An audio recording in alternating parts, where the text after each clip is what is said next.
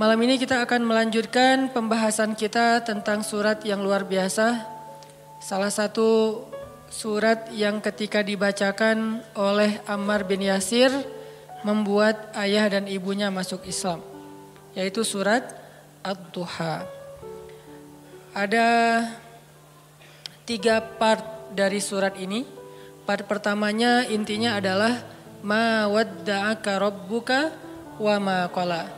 Di situ Allah seolah-olah ngasih tahu ke kita supaya kita jangan berputus asa, supaya kita jangan merasa kesepian, supaya kita jangan patah semangat, supaya kita jangan pesimis, supaya kita jangan pundung.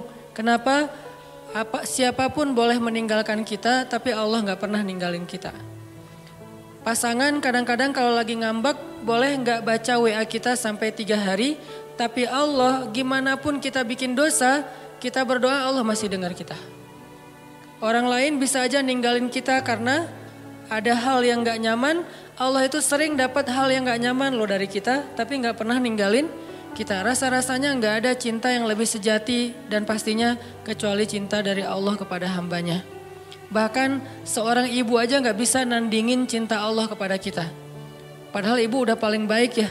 Gak ada lagi orang yang lebih berjasa dalam hidup kita selain ibu kita di antara manusia setelah Rasulullah pastinya. Kecuali ibu kita sendiri yang udah mengandung kita dalam keadaan wahnan ala wahnin, kepayahan demi kepayahan, melahirkan dengan resiko nyawa, menyusui 2 tahun lamanya, membesarkan dengan segala bentuk pengorbanannya. Ternyata itu gak ada apa-apanya dibandingkan dengan cinta dan kasih sayang Allah kepada kita. Ibu kita bisa kecewa walaupun dia sayang banget sama kita. Ibu kita bisa aja marah walaupun dia sayang banget sama kita. Bahkan ibu kita bisa aja bikin kita sedih atau terluka atau kecewa walaupun dia orang yang paling berjasa dalam hidup kita. Tapi Allah enggak. Sehingga Allah bilang ma wadda'aka rabbuka wa ma qala. Ketika kamu merasa ditinggalkan oleh banyak orang, Allah enggak pernah ninggalin kamu. Ketika kamu merasa dicuekin oleh banyak orang, Allah gak pernah cuekin kamu. Buktinya ketika kita banyak dosa pun berdoa Allah masih mengijabah. Apalagi kalau kita taat. Itu part pertama dari surat Ad-Duha. Dan ini kita coba jadiin kayak motivasi hidup kita teman-teman. Ketika kita lagi lemah, ketika kita lagi drop, kita baca ma wadda'aka rabbuka wa ma qala. Kalau kita mengaku Allah hasbi, cukup buat saya Allah, hasbi Allah, hasbunallah. Berarti kalimat itu harusnya kalimat motivasi banget. Terjemahan dari kalimat itu banyak. Ma wadda'aka rabbuka wa ma qala bisa diterjemahkan la tahzan innallaha ma'ana. Bisa. Ma wadda'aka rabbuka wa ma qala bisa diterjemahkan dengan kalimat fa inna ma'al usri yusra. Ma wadda'aka rabbuka wa ma qala bisa diterjemahkan inni ma'akuma asma'u wa ara. Aku bersama kamu berdua wahai Musa dan Harun, asma'u wa ara. Mendengar dan melihat. La takhafa, jangan takut wahai Musa dan Harun. Idhaba ila Fir'aun, pergilah kamu berdua kepada Fir'aun. La takhafa, inni ma'akuma asma'u wa ara. Aku yang akan memantau apa yang terjadi pada diri kalian. Jadi aku tahu banget, update banget setiap detiknya. Bahkan sebelum terjadi aku sudah mempersiapkan perisai untuk melindungi kalian. La takhafa, jangan takut. Itu terjemahan-terjemahan yang banyak di Al-Quran tentang kalimat ma wadda'aka rabbuka wa ma qala. Atau mungkin kita bisa challenge diri kita sendiri ya. Ketika kita tilawah Al-Quran secara acak, cari ayat terjemahan atau bahasa lain dari ma wadda'aka rabbuka wa ma qala. Coba cari di Al-Baqarah, cari di Ali Imran, itu banyak banget kalimat ma wadda'aka rabbuka wa ma qala. Rabbmu tidak pernah meninggalkanmu, gak pernah benci sama kamu. Ayatnya banyak banget. Bahwa Allah gak pernah ninggalin kita, bahwa Allah gak benci sama kita. Salah satunya mungkin kalau Allah gak benci sama kita tuh, misalnya ayat fa'in yuridullahu bikumul yusra wala yuridu bikumul usr. Sehingga siapa yang berpikir syariat itu kayak beban, Seolah-olah Allah kayak nggak rela gitu ngelihat kita nyaman, kok dikasih syariat, dikasih beban, dikasih tugas, dikasih batasan. Enggak, itu salah paham. Allah ngasih syariat bukan untuk ngebebanin kita, bukan karena Allah iseng sama kita, bukan karena Allah benci sama kita, tapi karena Allah pengen memudahkan hidup kita justru dengan syariat. Syariat itu bukan mempersulit hidup kita. Kalau sebuah negara meninggalkan syariat karena takut sulit kehidupan negara itu, justru kita terjebak dalam wasawisus syaitan. Mulailah kita dengan hiruk pikuk, dengan kekacauan gara-gara meninggalkan syariat. Kalau sebuah bangsa, masyarakat, keluarga, pribadi pengen hidupnya lebih mudah, ati Allah wa ati Rasul. Coba ikutin cara Allah, pasti akan jadi mudah. Memang di awalnya kelihatan agak-agak challenging nih. Tapi begitu kita jalanin, yusrun, mudah, semuanya mudah. Kemarin saya jalan sama istri ke Thailand. Kita jalan berdua ke Thailand, pengen main aja gitu. Jalan ke Thailand, kebenaran ada acara di Malaysia, terus mampir dulu ke Thailand. Sampai di Thailand kita ke Pattaya dulu nih. Saya karena senang dengan laut, saya cari yang lautnya masih aman. Kalau Phuket mungkin gitulah ya. Nah, cari yang Pattaya yang private beach, jadi nggak ngelihat yang gitu-gitu. Cie, sombong. Kalau terlihat kan nggak sengaja. Nah, pergilah ke Pattaya gitu ya, cari yang beach yang private gitu. Terus karena kita nggak tahu halal foodnya di sana, akhirnya kita kayak sangat hati-hati mencari halal food. Sampai rempong, sampai bawel. Pas mau room service minta makanan ke kamar karena nggak berani makan di luar, kita sampai bawel banget bilang ke restorannya itu pakainya oilnya oil apa? Nggak pakai oil yang pork kan? Saya minta yang vegetable oil ya. Ya Pak gitu. Terus itu wajannya diganti ya, dicuci dulu. Ya Pak. Itu yang masak ininya tepungnya udah dipakai yang pork belum sebelumnya? Ya bisa kita bikin yang baru Pak. Sampai mereka sebel banget gitu kan karena banyak banget permintaannya. Padahal pesannya cuma nasi goreng. Tapi permintaannya panjang gitu. Akhirnya dihidangkanlah nasi goreng seafood. Kita makan berdua sepiring. Gak penting banget sih. Gak ada hubungannya dengan tema. Nah udah gitu malam kita cuma nyari buah aja kayak gitu. Nah karena kita berusaha untuk ketat dalam masalah halal food. Kalau gak benar-benar kita bisa yakin bahwa ini halal atau minimal dia aman gitu, maka kita nggak akan berani. Ini berusahalah belajar taat kecil-kecilan, bukan hal besar sebetulnya. Tapi justru saya ngelihat di sini hal kecil dihargain sama Allah. Kalau hal besar apalagi kan ya, hal sepele kayak gitu doang, Allah langsung kayak ngehargain gitu. Ini bukan karena saya soleh, tapi karena saya mencoba untuk meniru orang soleh. Akhirnya mendapatkan janji yang Allah janjikan kepada orang soleh. Sayanya belum soleh, tapi karena meniru orang soleh, dapat juga nih yang dijanjiin Allah kepada orang soleh. Udah ketat, seharian kita makannya susah banget. Nah besoknya mau ke Bangkok, hari kok belum pesan hotel. Tadinya udah pesan lewat travel agent, tapi cancel. Tadinya ada satu jenis hotel yang di pusat kota, dekat dengan tempat pembelanjaan, nemenin istri. Ternyata dari travel agent itu katanya nggak dapat. Oke, cancel. Saya pesan pakai online, pesan nyari yang dekat dengan hotel itu. Entah gimana caranya Allah ngarahin saya untuk ngeklik satu hotel yang saya juga nggak tahu speknya kayak gimana. Pokoknya udah aja ini aja deh yang paling dekat walaupun ada beberapa pilihan. Ambil hotel tertentu namanya gak usah disebut. Mahal cie. Sombong. Ya gitu deh pokoknya ada namanya lah ya. Nah pas sampai di Bangkok kita masuk ke hotel itu lagi check in. Tiba-tiba ada teman lama saya nih orang Bandung. Dia istrinya lagi lewat, jadi hotel sama kondonya itu bersebelahan. Dia ternyata tinggal di kondonya. Dia lewat ngelihat kayak Ustadz Hanan, dia ngubungin Benzo. Benzo cuma angkat tangan, lihat ke atas. Itu namanya Benzo, masih Jovisa. Nah Benzo dihubungin Benzo tanya ke saya, Ustadz lagi di hotel ini di Bangkok loh. Kok Benzo tahu? Kan saya nggak ngasih tahu siapa-siapa. Nggak, tadi ada teman yang ngelihat Ustadz, dia kayak ragu gitu, bener nggak? Oh iya bener, kenapa? Dia ngajak Ustadz nanti malam cari makan halal dan Thai banget gitu. Alhamdulillah berarti kemarin susah dikit, Sekarang Allah kasih jalan keluar. Bukan hanya itu, ternyata hotel yang saya pilih itu dia udah halal restoran. Untuk breakfast tuh aman, udah halal. Karena susah kan nyari hotel dengan sertifikat halalnya di sana. Tanpa kita ketahui ternyata Allah arahin kita ke hotel yang gak perlu bawel lagi untuk room service-nya. Karena dia udah halal restoran. Ditambah lagi diajak sama teman saya untuk makan yang halal food tapi Thai banget, enak. Ditraktirin itu yang paling enak. Nih saya berpikir kalau saya lebih cepat atau lebih lambat 1 menit aja pas check in, kan saya gak bakalan ketemu dengan istrinya. Sehingga kita gak berpapasan, gak saling tahu. Allah yang bikin timingnya pas banget. Dia jalan lewat depan hotel, saya masuk check in, dia ngelihat ke saya, terus dia ngubungin Benzo ngubungin ke saya. Pas dapat wifi, karena ngandelin wifi banget kan di luar negeri teh, irit gitu. Dapat wifi, saya langsung balas. Qadarullah malamnya dimudahin, akhirnya kita jalan, makan, halal, enak, bukan murah, gratis.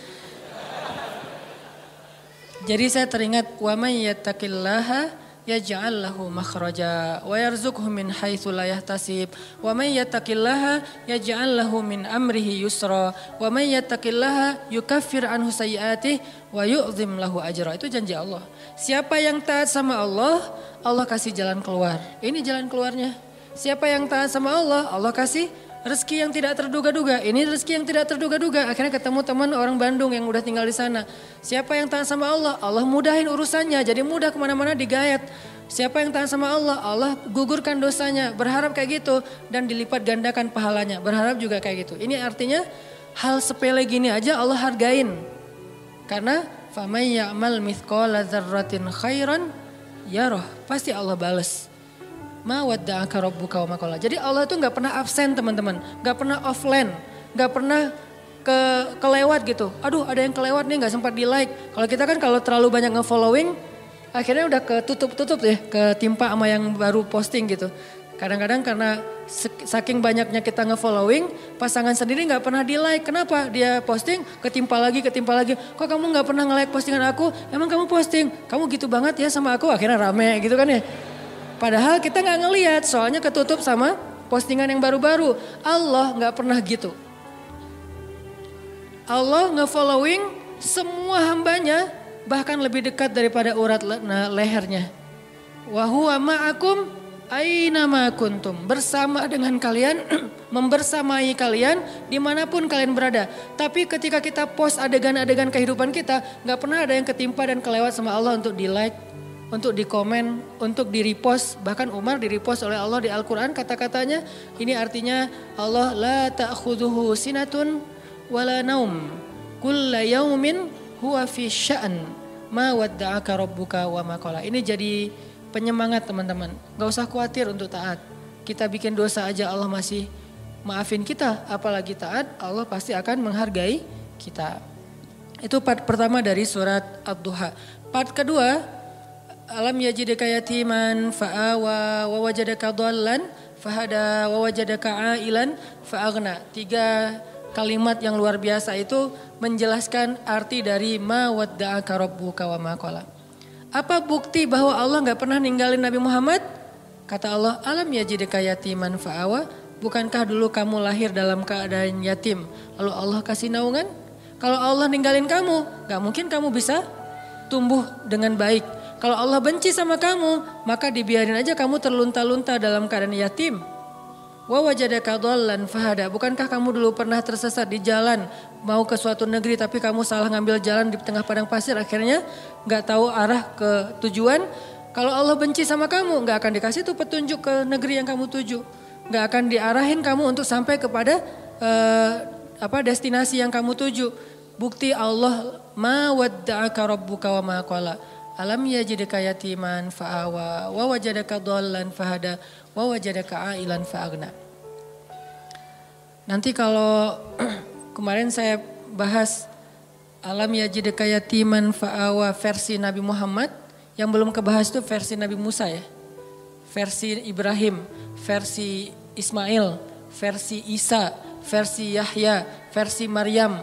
Itu semuanya ayat-ayat tentang kisah-kisah tentang alam yajidka yatiman ya Maryam, alam yajidka yatiman Yahya, alam yajidka yatiman Isa, alam yajidka yatiman Ibrahim, alam yajidka yatiman Musa, alam yajidka yatiman. Semua hamba-hambanya fa'awa, Allah kasih naungan. Baca kisah-kisah Al-Quran untuk memahami maksud alam yajidka yatiman fa'awa. Terutama kisah Yusuf. Alam yajidka yatiman fa'awa. Yatim gimana? Yatimnya Yusuf. Yatim di dalam sungai, di dalam sumur. Gak punya siapa-siapa. Ayahnya gak tahu di mana keberadaan anaknya. Kakak-kakaknya udah gak peduli dengan adiknya. Yatiman fa'awa. Fa'awa pertama ditemukan oleh para musafir. Fa'awa kedua masuk ke dalam istana. Dan seterusnya dan seterusnya.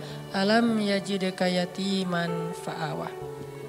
Insya Allah nanti kita lanjutkan lagi pembahasan surat Ad-Duha ini. Ini bukan cuma tafsir ya teman-teman, tapi ini tadabbur. Saya berusaha untuk menganalogikan dengan kehidupan kita supaya kita bisa menjadikan ayat itu sebagai motivasi hidup kita. Barakallah, kita lanjutkan setelah sholat Isya. Bismillahirrahmanirrahim. Teman-teman yang dirahmati Allah Subhanahu wa taala, kita lanjutkan pembahasan kita tentang surat Ad-Duha. Alam yajidka yatiman fa'awa wa wajadaka dhallan fahada wa wajadaka ailan fa'aghna.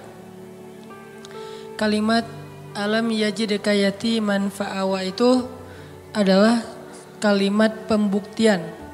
Seolah-olah Allah ngomong ke kita tuh gini, kamu gak ingat dulu ketika kamu pernah gini siapa yang nolong kamu? Emangnya kamu gak ingat dulu ketika kamu pernah terpuruk siapa yang buat kamu bisa survive? Ketika kamu hampir celaka siapa yang menyelamatkan kamu? Ketika kamu gini siapa yang menolong kamu dan seterusnya. Jadi alam di sini Allah pengen ngingetin kita. Jadi kalimat alam adalah kalimat permintaan dari Allah supaya kita ingat-ingat lagi nih pengalaman hidup kita. Ada yang pengalamannya sampai ekstrim, second life misalnya, hampir celaka terus bisa selamat. Ada yang pengalamannya masalah hutang, ada yang pengalamannya hampir bunuh diri tapi gak jadi gara-gara diputusin. Ada yang macam-macam kan pengalaman orang mah ya. Nah itu kalimat alam yajidka yatiman. Yajidka itu Allah mendapati kamu dalam status gak ada apa-apa sebetulnya. Kita tuh awalnya gak punya apa-apa, bukan siapa-siapa, gak bermodalkan apapun. Allah yang fa'awa, fahada, fa'aghna. Itu terjadi kepada kehidupan kita masing-masing. Kalau dalam bahasa kisah Nabi, fa'awa di masa Abdul Muthalib, fa'awa di masa Halimah, fa'awa di masa Abu Thalib, dan fa'awa di masa Khadijah. Ini semuanya bentuk-bentuk fa'awanya Allah kepada Rasulullah SAW. Kalau kita terjemahin ayat itu dengan kisah Nabi Musa, alam yajidka yatiman fa'awa, itu bisa teman-teman temuin di surat Toha dan surat Al-Qasas. Nanti di dalam surat-surat itu Allah ngejelasin tentang gimana dulu Nabi Musa dihanyutkan ke Sungai Nil. Walaqad mananna 'alaika marratan ukhra idh awhayna ila ummika ma yuha أن قذفيه في التابوت فقذفيه في اليم فليلقه اليم بالساحل يأخذه عدو لي وعدو له وألقيت إليك محبة مني ولتصنع على عيني. Ketika Allah mengilhamkan kepada ibu Musa, wahai ibu Musa, hanyutkanlah bayimu di Sungai Nil kalau pengen selamat.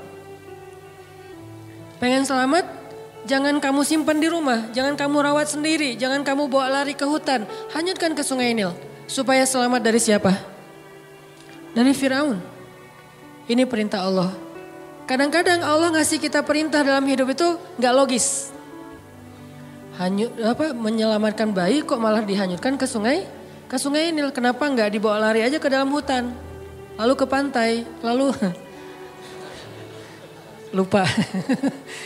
Kenapa nggak umpetin aja di rumah gitu? Kenapa nggak bikin rumah aja di yang jauh, atau mungkin ibu dan keluarga Musa ngungsi aja ke Madian misalnya, ke luar negeri.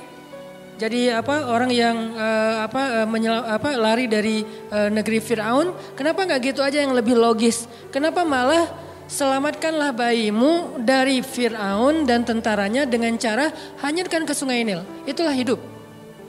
Tidak semua perintah Allah itu kadang kita mengerti di awal, teman-teman. Kita cukup tahu bahwa ini perintah Allah, sami'na wa ata'na. Kalau pengen bahas lebih dalam lagi untuk cari tahu hikmahnya, silakan. Tapi jangan tunggu sampai kita ngerti hikmahnya baru sami'na wa ata'na, kelamaan. Akhirnya kita kehilangan banyak sekali kesempatan dapat kebaikan dari Allah. Justru biasanya Allah ngasih kejutan ketika kita ngambil challenge-nya Allah. Iman challenge, akidah challenge, tauhid challenge. Challenge-nya apa? Lakukan perintah Allah walaupun menurut logika kita agak aneh. Misalnya, tinggalkan pekerjaan itu. Ya Allah, pekerjaan inilah yang bikin saya bertahan hidup selama ini. Saya beli rumah, beli mobil, saya punya tabungan sekian. Gara-gara kerjaan ini, udah tinggalin aja. Terus nanti saya kerja apa? Tenang, Allah yang gantiin. Terus gimana Ustadz? Jalannya dari mana Ustadz? Allah tahu jalannya, kita doang yang gak tahu. Kalau kita gak tahu bukan berarti Allah gak tahu kan? Kita yang gak tahu, Allah tahu. Karena Allah alimun, basirun, khabirun. Maha tahu, maha melihat, maha teliti, latifun, sami'un. Allah maha kuasa. Jadi kalau kita gak tahu caranya bukan berarti dia gak bisa. Serahin aja sama Allah. Ketika kita serahin sama Allah, Allah gak mungkin ngecewain kita. Kenapa? Allah gak pernah ngecewain hamba. Kita aja ke teman kalau udah diserahin satu amanah, kita berusaha untuk bikin dia terkesan, nggak sampai bikin dia kecewa. Apalagi Allah. Hanyutkan bayimu ke Sungai Nil supaya selamat dari Firaun. Setelah Allah kuatkan hati ibunya, akhirnya karena ibunya soleha, hanyutin bayinya ke Sungai Nil. Berharap selamat dari Firaun.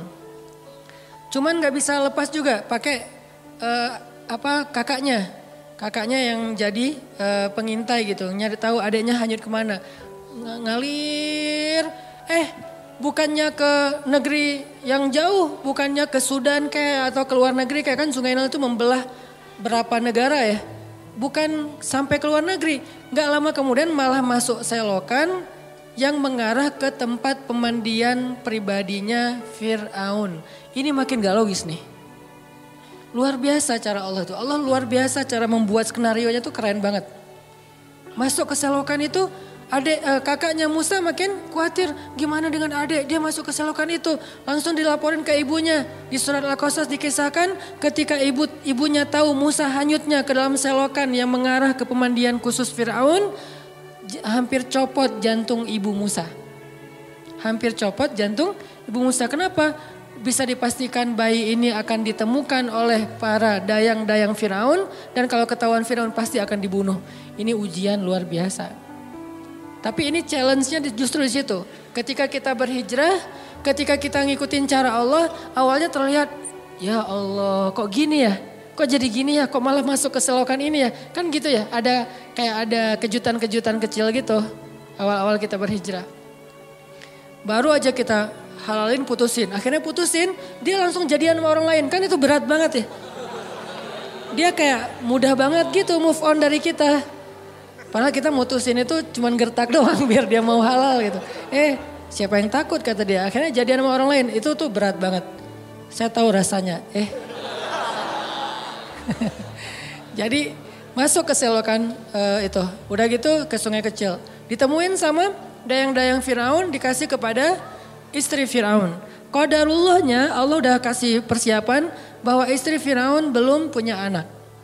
Sehingga ketika dibuka tuh tabut, keranjang yang ada bayi Musa dibuka dilihat oleh istri Firaun. Allah bilang di surat Toha, wa alqaitu ilaika mahabbatan minni.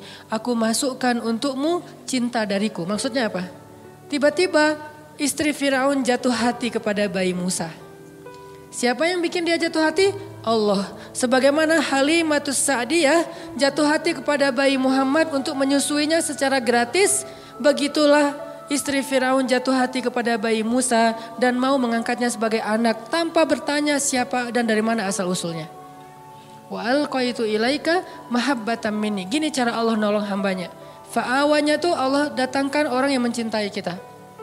Tiba-tiba ada aja yang anggap kita kayak keluarga barunya. Pernah kan kita merantau, tiba-tiba di perantauan kita nggak kenal siapa-siapa, dapat keluarga yang sebetulnya dia nggak kenal dengan kita, dia nggak tahu background kita, basic kita dari mana asalnya, pokoknya dia tiba-tiba kayak sayang aja gitu sama kita. Saya di Mesir juga gitu, tiba-tiba ada aja orang Mesir yang sayang sama saya sehingga dianggap kayak anak angkatnya. Kamu kalau butuh apa-apa bilang ya, kamu kalau butuh apa-apa bilang. Setiap awal bulan, dan beliau siapa? Profesor lah gitu, dosen Al-Azhar. Kan banyak banget kemudahan gara-gara ada dosen, profesor, senior. Kayak Allah jadikan tertarik kepada saya, senang. Kamu kalau butuh apa-apa bilang ya. Terus pas awal bulan dapat gaji langsung datengin. Nah, kamu udah beli buku? Belum, kasih aja. Udah sih, cuman kayak kurang aja gitu kan ya. Belum, wah ini beli buku. Kasih beli buku. Terus kalau dia lagi panen, di Mesir itu namanya adas. Adas itu kayak kacang hijau kita tapi warnanya oranye. Jadi fungsinya kayak kacang hijau menghangatkan tubuh, bagus, biji-bijian. Kalau lagi panen adas, dia langsung bawa beberapa karung ke rumah tuh. Nih adas buat kalian, panen anggur, panen apa, segala macam buah-buahan di kebun dia tuh dibawa ke rumah kita. Kenapa? Wa alqaitu ilaika mahabbatan minni. Allah yang bikin dia jatuh hati kepada orang ini. Sehingga akhirnya istri Firaun langsung jatuh hati kepada bayi Musa. Firaun enggak, karena Allah sudah mengunci hatinya. Bukan karena Allah mengunci hatinya, belum sih. Karena hatinya keras, maaf salah. Jangan disensor. Karena hatinya keras. Karena Allah gak akan mengunci hati seseorang sebelum Allah utus Nabi kan. Karena hatinya keras, jadi dia gak akan bisa disentuh dengan cinta. Firaun tetap marah kepada Musa yang masih bayi. Ini pasti nih anak Bani Israel yang dibuang supaya gak terbunuh nih. Gua bunuh nih sekarang, jangan-jangan kata istrinya Firaun. Dan dia ngebujuk suaminya dengan manja gitu. Gak pakai cantik sih, manja doang gitu. Akhirnya Firaun gak jadi ngebunuh Musa. Selamat Musa di satu adegan. Udah gitu gak lama kemudian Musa lapar. Musa kehausan. Wa wajadaka ailan fa'aghna. Gimana caranya keluarga Firaun bikin audisi. Siapa yang bisa menyusui bayi Musa dikasih dinar, dirham, emas, perak.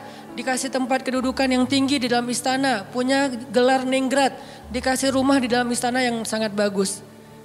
Dari sekian banyak perempuan-perempuan yang ingin menyusui Musa, semua ditolak sama Musa. Karena kenapa? Allah mengilhamkan kayak gitu kepada bayi ini. Padahal kan sebetulnya kalau bayi polos biasa aja asal ada yang nyusuin kan dia nyusu ya. Tapi Allah mentakdirkan Musa gak boleh nyusuin ke ini. Di antara sekian yang banyak audisi, yang terakhir justru yang diterima. Kenapa? Allah yang nentuin.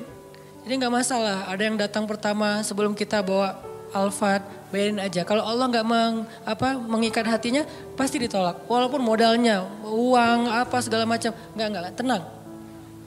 Abu Bakar datang ngelamar Fatimah, ditolak sama Nabi. Kurang apa coba Abu Bakar? Tajir, soleh. Kan ideal banget ya. Ada yang soleh, gak tajir. Ada yang tajir, kurang soleh. Tajir, soleh. Tajir soleh, Abu Bakar ditolak. Datang Umar, tajir soleh, kuat, cowok banget, ditolak juga. Ali awalnya, aduh Abu Bakar aja ditolak, Umar aja ditolak, apalagi saya nih. Akhirnya kayak Ali cuma ngelewat doang depan rumah Nabi, lewat lagi. Dipanggil sama Nabi, Ali kenapa? Enggak ya Rasulullah gitu. Ali kamu pengen menikahi Fatimah? Terserah sih. Akhirnya Nabi yang ngelamar Ali dalam bahasa ininya ya, adegannya. Walaupun secara resmi nanti Ali yang ngelamar Fatimah. Nabi kayak yang nawarin kepada Ali. Kenapa? Allah yang bikin kayak gitu. Jadi gak usah pesimis. Yang penting minta kepada pemilik hati. Ya Allah kan hatinya bukan milik dia, milik engkau. Jadi saya mintanya ke engkau aja ya Allah, bukan ke dia. Nanti setelah engkau baru dia. Sehingga pas kita datang kayak bukan tipe dia banget, bukan standar dia banget. Tapi buat Allah kita standar dia banget. Buat dia kita enggak banget. Enggak masalah kan? Yang penting buat Allah kita banget lah. Begitu kita datang dia enggak bisa bilang enggak. Kok saya ngomongnya iya ya? Pengen bilang enggak tapi enggak bisa gitu. Ya udah deh, ya aja. Jadi aja. Setelah itu Allah masukkan hub cinta sehingga dia mencintai kita mencintai dia karena Allah Subhanahu wa taala dan itu mubarak, diberkahi. Itulah istri Firaun. Akhirnya Musa tinggal di situ, ibunya tinggal di situ, kakaknya, tetehnya tinggal di situ, AA-nya tinggal di situ. Siapa AA-nya Musa? Harun. Semuanya sekeluarga tinggal di situ. Ini namanya alam yajidka yatiman fa'awa. Allah yang bikin skenario yang kayak gitu. Ismail juga kayak gitu. Kemudian Yahya alaihissalam juga kayak gitu. Maryam juga kayak gitu. Alam yajidka yatiman. Maryam kan lahir nggak punya ayah. Bukan nggak punya ayah. Ayahnya udah wafat kan. Imran sama anak yatim perempuan lagi itu. Siapa yang fa'awa Maryam? Wa kaffalaha Zakaria. Zakaria yang mengawakan Maryam. Dan Zakaria cinta banget sama Maryam. Walaupun itu adalah ponakannya, tapi seperti putrinya sendiri. Dan Zakaria adalah sebaik-baik orang yang merawat Maryam. Walaupun ayahnya soleh banget, tapi ada yang lebih daripada ayahnya. Ayahnya orang soleh, Zakaria nabi. Sehingga Allah ingin Maryam ini dirawat bukan oleh ayahnya yang soleh, tapi oleh pamannya yang nabi, yaitu Zakaria. Ini cara Allah teman-teman. Sehingga itu menjadi bukti ma wadda'aka rabbuka wa ma qala. Andalin Allah aja deh. Kita mau hijrah, kita mau ganti kerjaan, kita mau dapetin pasangan, kita mau punya anak, kita mau. Udah bilang aja sama Allah. Ada mau apa aja bilang aja sama Allah. Selama yang kita inginkan itu kebaikan, Allah malu untuk gak mengabulkan keinginan kita. Gak mungkin gak dikabulkan, pasti. Kenapa saya bilang pasti? Allah sendiri mengatakan, ujibu da'watad da'i idza da'an. Kalau ada yang berdoa sama aku, curhat sama aku, ujib. Aku pasti akan nge-replay, akan ngerespon, akan ngejawab, akan nge-read. Gak mungkin enggak. Pasti dibalas sama Allah SWT. Kalau teman, pasangan, geng gak ngebalas WA, biasalah itu. Tapi kalau Allah gak mungkin enggak. Pasti di-read langsung dibalas sama Allah. Cuman balasnya Allah apa? Kadang dibalas dengan yang sama persis dengan yang kita minta. Kadang dibalas dengan yang lebih baik dari yang kita minta. Yang enggak dikasih yang sebaliknya yang buruk dari yang kita minta. Nggak mungkin. Kalau nggak sama lebih baik. Antara dua itu. Dan dua-duanya untung. Alam yajidka yatiman fa'awa. Nanti wawajadaka dhallan. Wawajadaka dhallannya Nabi. Mungkin teman-teman pernah dengar penjelasan dari Ustadz Abdul Somad. Saya pengen membandingkan aja. Kalau Nabi kasusnya kayak gitu. Pernah tersesat di sebuah perjalanan dari Mekah ke daerah Syam. Kemudian Allah tunjukkan jalan supaya sampai ke kota yang dituju. Nah kalau Nabi Musa pernah juga tuh. Kapan? Pas Nabi Musa gak sengaja ngebunuh orang Mesir. Orang Mesir berantem sama orang Bani Israel. Cuman orang Mesirnya kayak zalim gitu. Dia terlalu sombong. Akhirnya didorong sama Musa meninggal kan. Walaupun Musa gak sengaja sih. Dorong, kamu apa-apaan sih, mati kan? Musa juga kaget, loh kenapa nih? Gitu. Kayak gak sengaja gitu, jangan-jangan setan. Akhirnya Musa bilang, ya Allah bukan kerjaan saya, kerjaan setan. Jadi boleh kan nyalahin setan. Bilang setan, salah saya apa? Ya salah kamu setan gitu. Ya. Akhirnya meninggal, Musa lari karena dia membunuh orang Egyptian, orang Kipti. Lari kemana? Gak tahu kemana. Cuman berdoa, ya Allah beri saya petunjuk dalam perjalanan ini. Jalan aja pokoknya kemana kaki melangkah deh ikutin aja tuh. Gak ada nih lihat Google Map dulu atau mau kemana dulu bikin itinerary dulu. Kayak kita trip atau traveling yang udah jelas tujuannya. Ada travel agentnya, ada budgetingnya udah segala macam. Enggak, pokoknya jalan aja kemana kaki melangkah ikut aja terus. Ini benar-benar dol namanya nih. Gak tahu arah. Tapi sampainya kemana? Ke jodohnya. Ke Madian, ke Yordania, ketemu dua orang cewek lagi ngantri mau ngasih minum ternak. Musa nanya, ma khatbukuma, ada yang bisa saya bantu? Gak ada modus-modusan. Beda dengan kita, kayak kenal ya di mana ya? Enggak, kita gak pernah ketemu. Saya yakin saya pernah ketemu sama kamu. Di mana? Di dalam mimpi. Modus banget kan ya. Musa gak kayak gitu. Ya udah aja, ma khatbukuma, kalian ada apa? Apa yang bisa saya bantu? Dengan bahasa yang lembut ya, pastinya kan ngomong sama cewek nih. Masa ngomong sama cewek, ma khatbukuma, kan enggak ya? Nada khatib yang membuat kesannya jadi berubah. Kan kalau khatib berubah, kalau dia gak paham ceritanya, dia akan mengatakan ma khatbukuma. Enggak gitu Ustadz, gimana? Ma khatbukuma, kan lagi ngomong sama cewek nih. Musa orangnya santun. Akhirnya kami nggak bisa ngasih minum ternak soalnya harus ngantri di belakang laki-laki. Ya udah saya bantuin. Musa langsung turun ke sumur. Ketika Musa turun naik ngasih minuman ternak dan itu ada puluhan ekor onta, ratusan ekor onta. Satu ekor onta aja minumnya udah banyak banget kan. Di situ kelihatan Musa itu kuat, gagah.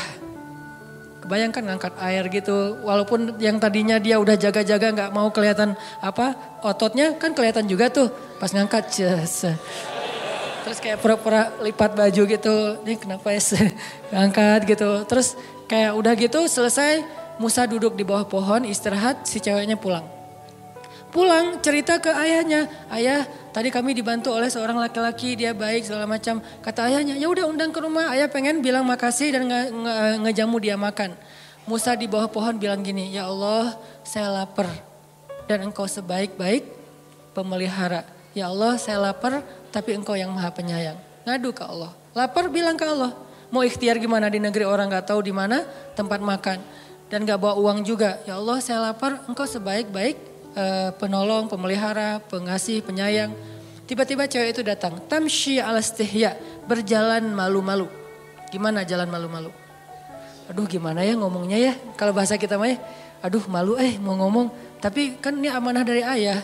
Kalau kita mah pura-pura malu. Kalau ini benar-benar malu-malu. Tamshi ala istihya. Gimana ya caranya ya? Aduh gimana ya atau gimana ya? Terus maju lagi, gak jadi lagi mundur. Maju lagi, gak lagi mundur lagi. Gak pakai cantik. Maju mundur aja bukan.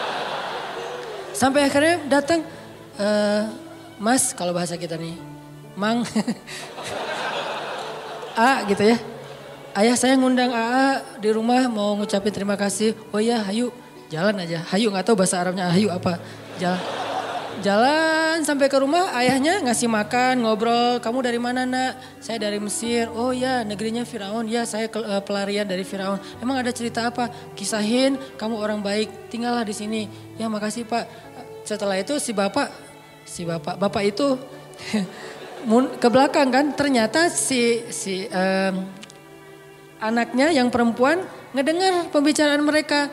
Lalu ayahnya nanya, nak laki-laki itu, bukan ayahnya, si ceweknya yang ngomong, ayah kan ayah nggak punya pekerja yang bisa mengurus ternak, pekerjakan dia di rumah kita karena dia qawiyun amin, laki-laki yang kuat dan baik.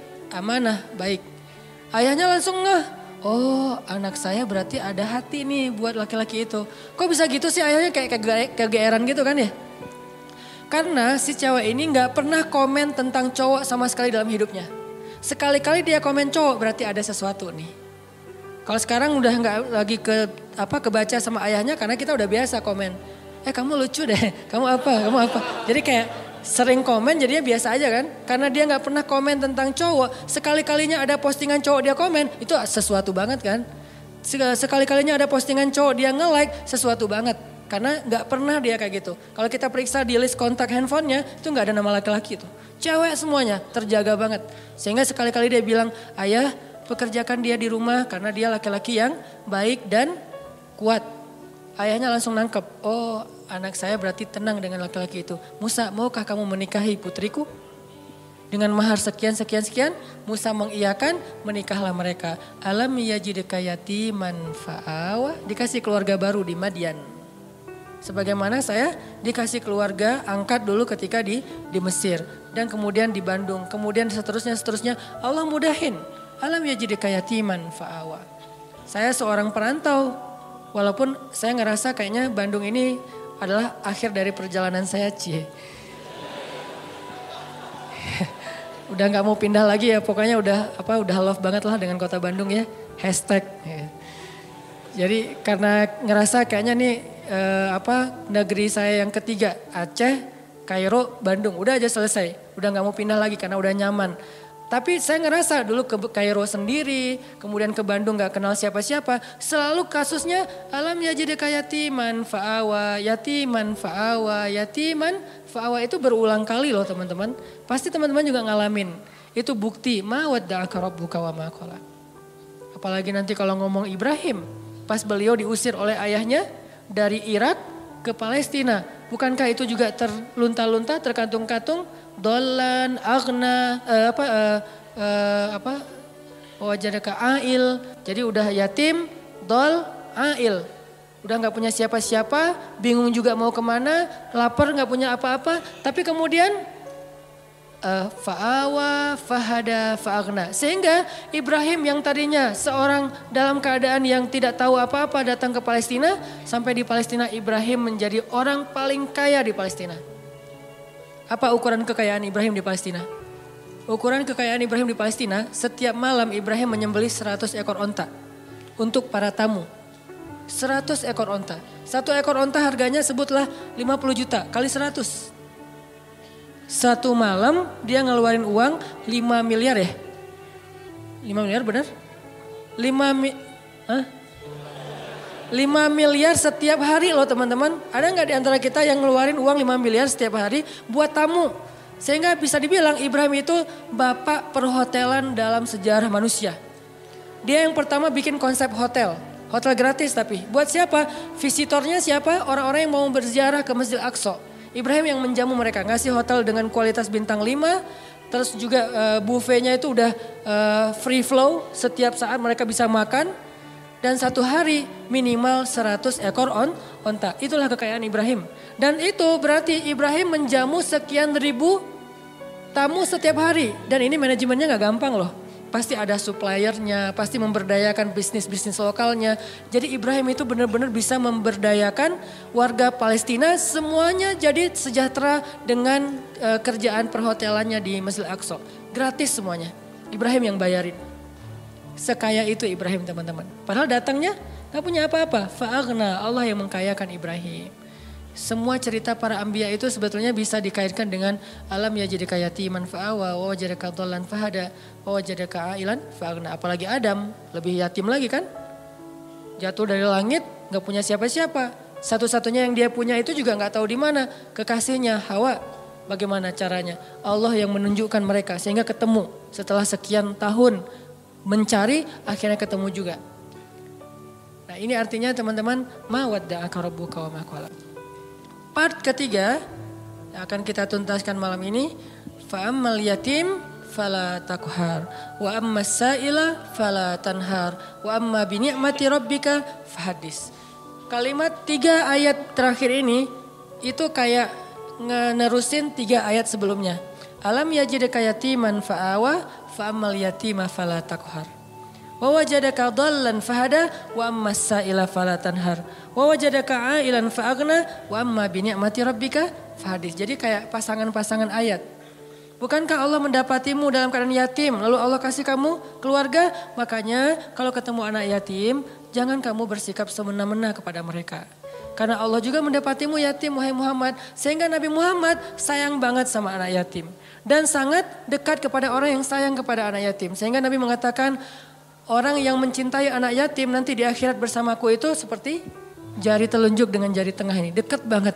Jadi kita bakal punya rumah bersebelahan satu klaster sama rumah Nabi. Kan seru banget ya. Punya rumah satu klaster sama rumah Nabi. Dan klaster itu klaster terbaik di surga. Yang satu butir debunya lebih mahal daripada dunia dan seisinya. Bukan 1 meter tanahnya. 1 butir debunya lebih mahal daripada dunia dan seisinya. Enggak ada lagi klaster wilayah tanah yang lebih baik daripada klasternya Nabi nanti di surga. Dan siapa yang sayang kepada anak yatim, yang sangat peduli kepada anak yatim di sini usia sebelum dia mampu berusaha. Kalau 25 tahun terus dia jomblo gitu, terus dia kayak gitu, itu modus ya.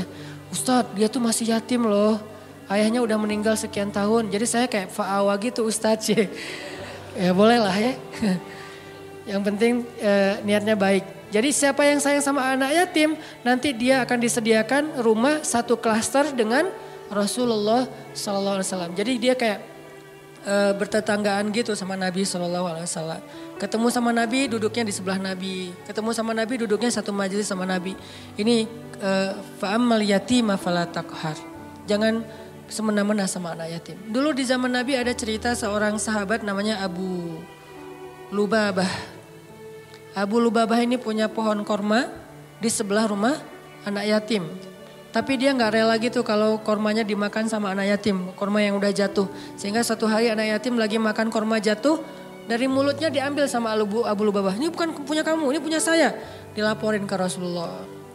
Terus Rasulullah nawarin, ya Abu Lubabah, kamu mau gak punya kebun di surga yang pohon kormanya kamu berjalan di bawah naungannya 100 tahun belum keluar dari dahannya. Saking gedenya pohon korma di surga. Mau gak kayak gitu Abu Lubabah? Mau ya Rasul, caranya gimana? Wakafkanlah pohon kormamu untuk anak yatim. Gimana ya Rasul, itu pohon korma kesayangan saya banget.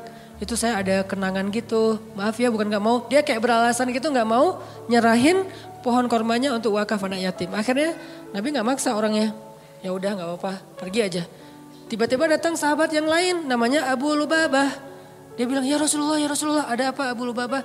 Tadi saya mendengar Rasulullah nawarin sesuatu kepada Abu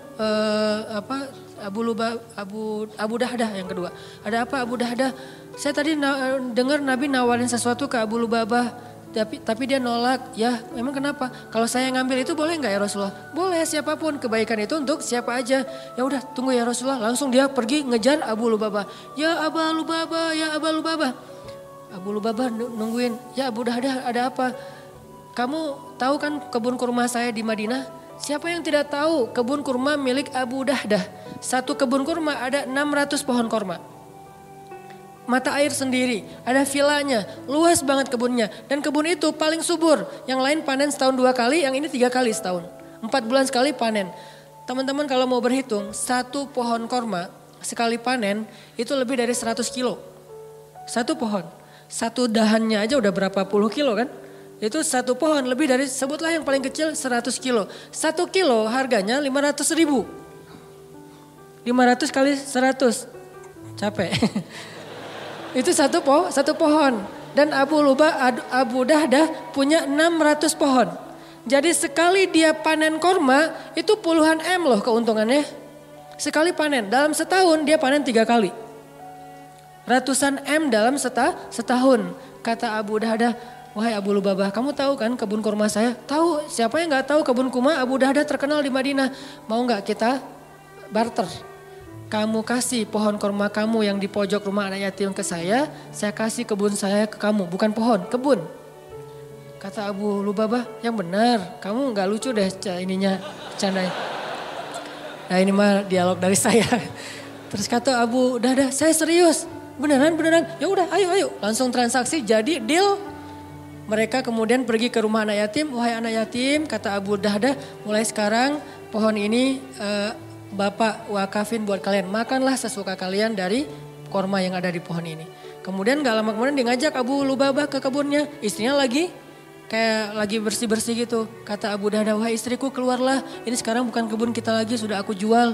Istrinya kaget, kamu jual ke siapa wahai Abu Dahdah? Kamu untung gak? Kata suaminya, untung banget. Ke siapa sih kamu jualnya? Ke Allah. Kata istrinya, itu baru untung, itu baru perniagaan yang besar, itu baru hebat. Istrinya nih soleha banget. Coba kalau kita ngomong gitu ke pasangan kita kira-kira digapain? Didoain ya, semoga kamu cepet apa. Ini istri yang soleha, ini buat cewek-cewek ya. Kadang-kadang suami itu kalau lagi semangat kadang-kadang kan nggak mikir ya, kasih aja. Nah kalau dia lagi gitu, tapi tetap ada batasannya juga. Cuman dengan kualitas iman Abu Dahdah dan istrinya itu emang luar biasa, inspiring banget. Istrinya malah bahagia. Ya saya udah keluar. Wah, sekarang jadi milik siapa? Abu Lubabah. Silakan Abu Lubabah. Mereka pergi meninggalkan kebun itu sama sekali nggak nyesal. Cerita ini didengar oleh Rasulullah SAW dan Nabi mengatakan, duh betapa luasnya kebun Abu Dahdah di dalam surga. Aku melihat kebun Abu Dahdah itu mudhammatan, lebat sekali, warnanya hijau tua di dalam surga. Ini makna dari fa'ammal yatimah fala taqhar. Sebegitu besarnya penghargaan Allah kepada orang yang menyantuni anak yatim. Terus angle yang kedua adalah al jaza min jinsil amal. Balasan itu sesuai dengan jenis amal. Jadi kalau dia pengen dapat fa'awa, alam yajidka yatiman fa'awa, pengen dapat itu, maka caranya fa'ammal yatimah fala taqhar. Siapa yang menyantuni anak yatim, Allah santuni. Siapa yang menaungi anak yatim, Allah naungi. Siapa yang meringankan hajat anak yatim, Allah ringankan hajatnya. Al jaza min jinsil amal itu berlaku di surat Ad-Duha.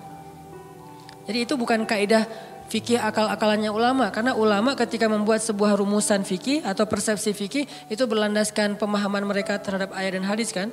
Ayatnya salah satunya fa'ammal yatim fala takhar. Hasilnya alam yajidka yatiman fa'awa. Wa ammas sa'il fala tanhar. Kalau ada orang yang nanya, karena ada dua tafsir nih. Ada yang bilang sa'il di sini orang yang meminta pertolongan, ada yang bilang sa'il di sini orang yang nanya jalan.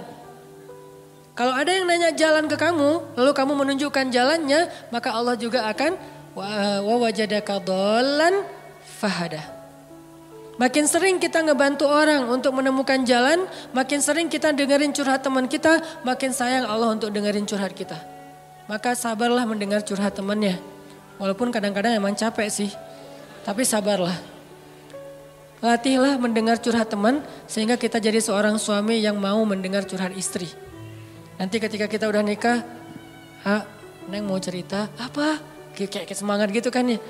Iya tadi ada cerita sama teman-teman gini-gini. Kita jadi pendengar yang baik. Bukan langsung kita patahkan. Kenapa? Karena udah terbiasa di kos-kosan jadi tempat curhatnya teman-teman sekos-kosan. Sampai ibu kos juga curhatnya ke kita gitu. Iya itu yang kamar sebelah suka telat aja bayar kos-kosan. Ya bu, saya juga gitu ya bu. Kamu gak apa-apa soalnya kamu udah dengerin curhat. Gitu. Ya pokoknya jadi orang yang wa masaila fala tanhar. Jadi kalau ada orang yang nanya ke kita, minta pertolongan ke kita, kita berusaha untuk membantu dia, Allah juga akan berusaha membantu kita. Contohnya Nabi SAW. Nabi itu kalau ada yang minta tolong gak pernah nolak. Kalau beliau gak bisa nolong sendiri, beliau akan cari orang untuk nolong dia baru ditinggalin. Jadi gak ada yang datang langsung Nabi, maaf ya gak bisa. Mungkin kita gak bisa gitu-gitu amat lah ya, tapi berusaha. Gak semua kasus kita bisa ambil. Tapi ada satu dua yang kadang-kadang kita kayak berjuang banget. Ada banyak orang yang mengetuk pintu rumah kita, yang nelpon ke nomor kita, yang datang kepada kita minta tolong. Mungkin di antara sekian banyak, jangan semuanya ditolak. Harus ada satu dua yang kita ambil, entah kenapa pokoknya Allah yang pilihkan dia untuk kita. Terus kita coba tuntaskan hajat dia sampai selesai. Siapa yang meringankan hajat saudaranya di dunia, Allah ringankan hajat dia di dunia dan di akhirat. Balasannya bukan cuma di dunia, bahkan di akhirat. Sehingga ketika kita di akhirat nanti bingung di padang mahsyar itu kan perjalanan jauh banget ya. Kebayang gak sih dari sini ke Palestina itu jalan kaki? Kok Palestina Ustadz? Karena tempat berhisab itu adalah negeri Palestina. Ini salah satu keutamaan dari negeri Palestina itu adalah mim makanin qarib yang Allah sebutin di Al-Quran. Arti makanin qarib, tempat yang dekat itu adalah Palestina kata ulama tafsir. Sehingga nanti sidang Allah itu di padang mahsyar adanya di negeri Palestina. Negeri Palestina dari Indonesia jaraknya jauh padahal buminya masih segini. Sedangkan bumi mahsyar beribu-ribu kali lipat lebih besar daripada bumi ini. Berarti jaraknya ribuan kali lebih jauh daripada yang sekarang. Kita meninggal di Indonesia, dikuburin di Indonesia. Nanti ketika kita bangkit, kita harus jalan ke Palestina. Palestinanya udah berapa ribu kali lipat lebih jauh dari yang sekarang. Jalan kaki teman-teman. Gak ada petunjuk sama sekali. Arahnya sudah berganti, kiblat atau timur barat udah berubah. Gimana cara kita menemukan spot hisab? Susah banget kan? Kalau enggak karena Allah, wa wajadaka dhallan fahada. Dulu di dunia kita sering nolongin orang, sering nunjukin arah ke orang lain, sering bantuin orang di jalan, sering bantu orang ketika kesusahan. Allah bantu nanti kita di akhirat. Sehingga tiba-tiba dikasih kendaraan, kita kayak kasih tumpangan buat teman, itu enggak ada yang kelewat sama catatan Allah. Kamu kan dulu pernah ngasih tumpangan ke teman kamu pulang taklim. Padahal kamu pulangnya ke Padalarang, dia ke Cilenyi, kamu anterin dia dulu. Akhirnya balik lagi ke tengah gak sampai Padalarang, nginep di TSB. Gak kuat gitu ya. Tadinya nanyanya sih kayak serius gitu. Pulang kemana saya anterin. Oh boleh. Udah aja naik motor kemana Cilenyi. Ngomong dari tadi. Kan beda arah timur dan barat. Nah kamu pernah ngelakuin itu di dunia. Nanti di akhirat tiba-tiba Allah yang ngasih kita tumpangan. Dan tumpangan dari Allah sebaik-baik tumpangan kendaraan cahaya. Sehingga dari Indonesia ke Palestina itu hanya sekejap mata saja. Itu diantara makna dari hisab yang ringan, hisab yang mudah, dipercepat perjalanannya. Sementara yang lain masih kebingungan. Ada yang jalan ke sana, ada yang jalan ke sana. Itu nggak ada yang arah loh, yang jelas arahnya. Jadi orang jalan itu acak aja tuh kemana-mana. Bisa ribuan tahun nggak sampai ke tempat hisab, belum dihisab tuh. Untuk sampai ke sana aja ribuan tahun. Kok malaikat gak ngasih tahu sih kalau kita salah jalan? Karena kita di dunia juga gak pernah ngasih tahu orang kalau dia salah jalan, dibiarin aja. Malah ada yang sengaja nyesatin lah gitu. Kalau mau jalan ke Dago lewat mana? Itu aja lewat ini nanti Gatot Subroto tembus aja ke Soekarno Hatta, udah gitu Buah Batu terus aja ke sana. Itu mah Banjaran ya. Nah ini artinya nanti pas kita naik malaikat mau ke tempat hisab. Oh tempat hisab, balik lagi aja ke belakang. Kamu udah kejauhan. Tapi malaikat gak gitu-gitu juga sih. Paling-paling malaikat cuek ninggalin kita gitu. Akhirnya kita terkatung-katung. Ini makna terkatung-katung. Istri kita bangkitnya bareng. Kenapa bangkitnya bareng? Karena kita pengen dikuburin satu liang lahat. Cinta sejati gitu kan. True love and endless love lah. Pas meninggal wasiat aku pengen dikuburin sama kamu. Udah aja dikuburin satu liang lahat. Pas bangkit noleh juga enggak teman-teman. Yauma yafirrul mar'u min akhihi wa ummihi wa abihi wa sahibatihi wa banihi likulli imri'in minhum yawma idzin sya'nun yughni. Kita bangkit bersebelahan tapi enggak noleh. Kok bisa gitu Ustaz, enggak kenal? Kenal tapi enggak peduli. Kok enggak peduli? Saking takutnya kita tentang nasib diri sendiri. Sampai diibaratkan hari itu kata Allah di surat Al-Muzammil, hari ketika seorang wildana syiba, seorang anak kecil aja tiba-tiba beruban saking stresnya dia. Tapi gak semua orang yang rambutnya beruban itu karena stres ya. Sebagiannya doang. Kalau anak kecil sampai tiba-tiba beruban berarti kan stres banget tuh hari ya. Kita gak noleh ke pasangan kita. Terus kapan kita kenal dengan pasangan kita Ustaz? Nanti setelah edisi part ini udah lewat, nanti ada adegan kita udah mulai saling kenal, saling menyapa, bahkan saling menuntut, saling menjatuhkan, saling menolong. Itu ada adegannya nanti. Tapi di adegan pertama sama sekali gak peduli. Suaminya tersesat, istrinya gak akan nolong. Sehingga yang bisa nolong kita hari itu hanyalah apa yang hari ini kita lakuin teman-teman.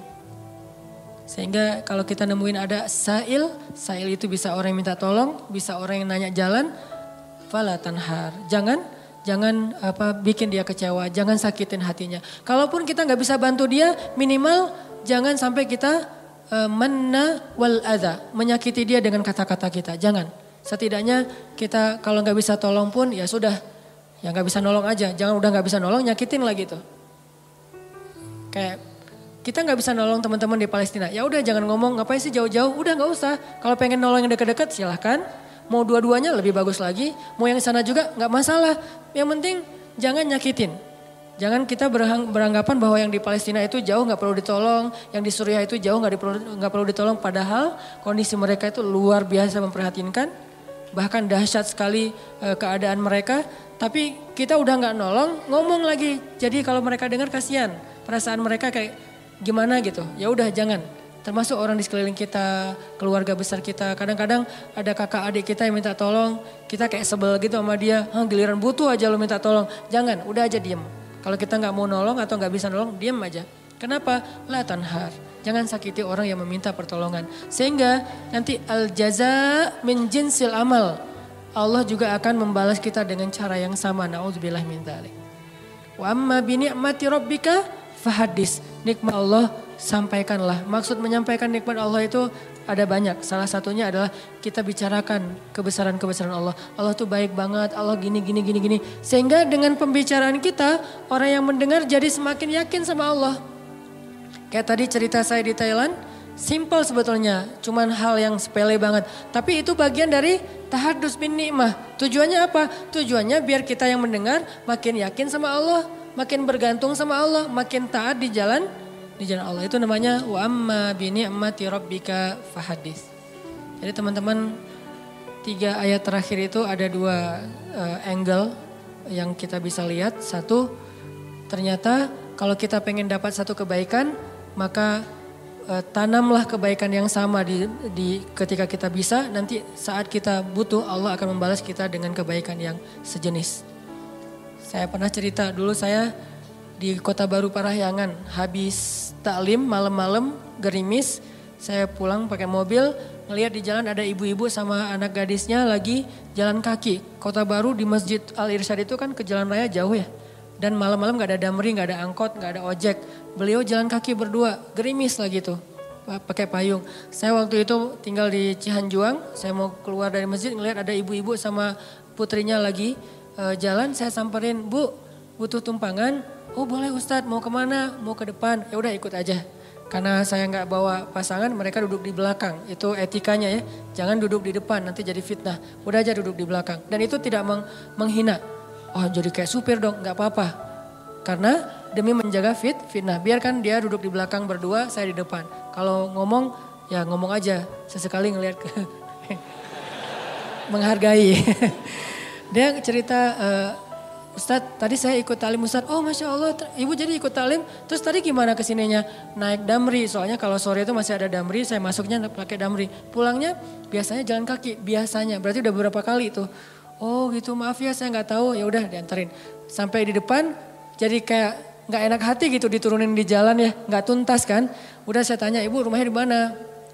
Masih di daerah Padalarang gitu, daerah Cimareme, agak turun dikit. Ya udah saya anterin aja ke rumahnya. Enggak ngerepotin nih Ustadz, enggak. Padahal biasanya saya langsung masuk tol kan. Keluar Baros cepet. Ini ngelewatin Cimareme kan macet-macet gitu. Enggak apa-apa saya anterin. Ya udah sejalan, padahal enggak sejalan sebetulnya. Saya harusnya ke tol. Dianterin sampai ke rumah, kan sepele banget kan. Udah sampai ke rumah selesai, pergi aja. Besok-besoknya sebulan kemudian saya naik jembatan Pasupati itu ke arah Pasteur. Ban motor saya bocor. Pas di atas, bukan bocor, habis bensin. Saya lagi tight banget jadwal hari itu, gak sempat ngisi bensin. Saya pikir mesti sampai lah ke Pasteur kan ada pom bensin tuh. Paksain aja, pas di atas, pas habis. Mati aja, saya dorong. Baru berapa detik saya dorong, tiba-tiba datang anak muda. Nyamperin, Mas mau di step gitu. Oh boleh, di step aja mana didorongin. Pakai motor dia sampai ke pom bensin, akhirnya saya bisa ngisi bensin. Saya jadi teringat, dulu saya pernah nolong orang di jalan. Sekarang Allah nolong saya di jalan. Dan itu timingnya tuh pas banget. Kalau dia lebih cepat sedetik, udah gak ngelihat saya di belakang. Kalau saya lebih cepat, lebih lambat sedetik, dia gak ketemu.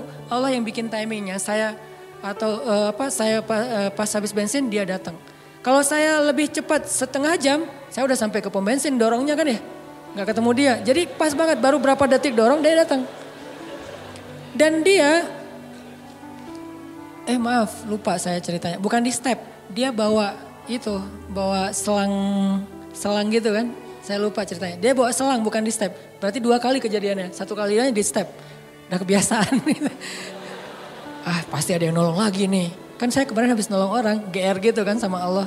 Benar ada yang nolong, jadi ada yang di step, yang ini bawa selang. Kan jarang banget ada anak muda kemana-mana bawa selang gitu kan. Pak kenapa? Dia ngelihat ban nggak kempes. Habis bensin ya? Iya, di sini saya ini. Dia sedot terus masukin hanya untuk bisa sampai ke pom bensin. Kan itu jarang banget, mungkin 1 banding 1000 dan pas lagi timingnya. Allah yang membuat seperti itu. Kalau orangnya ada di sini atau nonton, barakallah jazakallah khair. Sering saya cerita nih, benar-benar jadi kebaikan buat dia. Artinya teman-teman benar-benar al jaza min jinsil amal. Balasan itu sesuai dengan jenis amal. Kalau kita pengen dibalas, ya Allah mudahin dong cara saya untuk dapetin jodoh. Mudahin orang lain untuk dapetin jodoh. Caranya gimana? Jadi mak comblang mungkin. Atau nemenin dia curhat mungkin. Atau nemenin dia ngelamar mungkin. Kita yang jadi, Pak dia tuh sahabat saya banget. Saya kenal banget dengan dia Pak. Wah pokoknya aman lah Pak. Dia orangnya bertanggung jawab. Kita promoin dia. Sehingga nanti Allah yang promoin kita di orang lain. Pokoknya mau apa, cari amal soleh yang sejenis dengan itu. Saya pengen jadi orang kaya Ustadz. Ya udah. Tolong orang lain ketika lagi butuh modal atau apa, saya pengen nikah Ustadz. Ya udah bantu dulu temennya untuk mahar. Nanti Allah ganti mahar yang buat kita atau kalau nggak mahar mungkin hantaran. Karena kadang-kadang kan hantaran itu apa? Seserahan ya. Seserahan itu kadang-kadang lebih gede daripada mahar kan. Mahar anak saya sih nggak banyak dek. Soalnya kan kata Nabi mahar jangan tinggi-tinggi. Berapa Pak? Ya udah 1 gram aja. Oh, tapi seserahannya ya berapa? 1 M juga nggak apa-apa. Si bapak teh. Seserahannya yang gede, jadi kita bikin stres gitu kan. Gak apa-apa, ambil aja. Jangan menyerah ketika ditawarin 1 M, 10 M, 100 M. Ambil, itu angka gede di kita, tapi kecil di Allah loh. Jangan pikir kita yang bakalan bayar, Allah yang bayarin. Dek, maharnya standar biar gak beda sama kakaknya ya. Bukan bapak mau mempersulit adik, bapak tahu adik penghasilannya pas-pasan.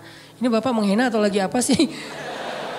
Tapi emang biar dia nggak jauh banget, nggak jomplang banget sama kakaknya. Kakaknya dulu sih 3 M, dia 2 M juga nggak apa-apa. Boleh Pak? Kamu sanggup? Insya Allah Pak. Kerja apa? Allah yang kasih kerja. Gitu. Semangat. Siapa tahu nanti setelah kasih saya waktu 1 tahun Pak. 1 tahun? Ya oke 1 tahun. Bekerja semaksimal mungkin 1 tahun. Biarkan mereka ngelihat kesungguhan kita. Setelah 1 tahun mungkin kita nggak dapat 1 atau 2 M. Tapi dapat kasihan dari dia.